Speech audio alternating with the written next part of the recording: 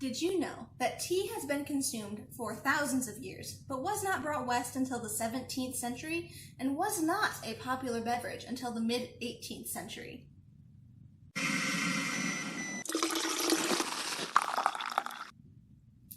Before we start this series, I want to cover a few tea basics. First, what we consider tea can be classified into two categories: true tea, which are teas that are made from the same plant, and tisanes, or herbal teas. Now, I think that the most important tea fact that you can know is that all true teas come from the Camellia sinensis plant. Now, these teas include black tea, green tea, white tea, and oolong tea.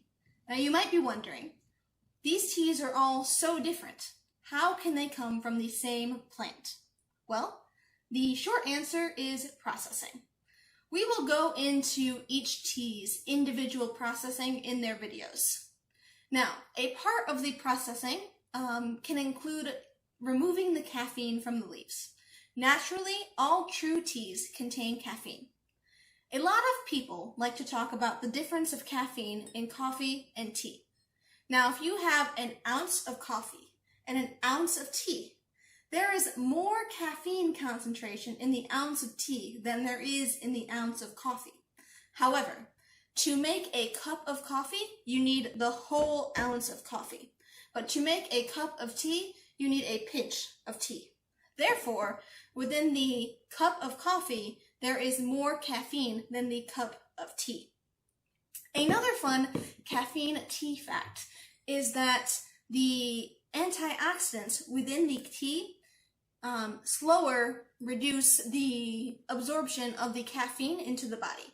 This results in a longer period of alertness and no crash at the end, which is not something you get when you drink coffee.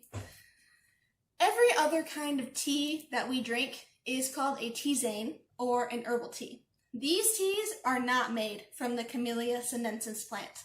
They are made from a variety of other types of plants. These teas include chamomile tea, peppermint tea, and yerba mate. Now, we are going to be going into specific brewing requirements for each tea in the individual videos, but I wanted to give you a brief understanding before we get started. First of all, water temperature is very important. There are some teas that cannot handle a higher water temperature and will burn. Like green tea, it requires a lower temperature than black tea. If you brew green tea at a higher temperature, you will burn the leaves and it won't taste its best flavor. The same with how long you steep your leaves for. If you steep your leaves for a longer period of time than recommended, the tea will start to become bitter and it's going to lose its flavor. So if you steep your leaves for the correct amount of time, it will have the best flavor. Now, just so you know, I'm going to be using a lot of loose leaf tea in this series.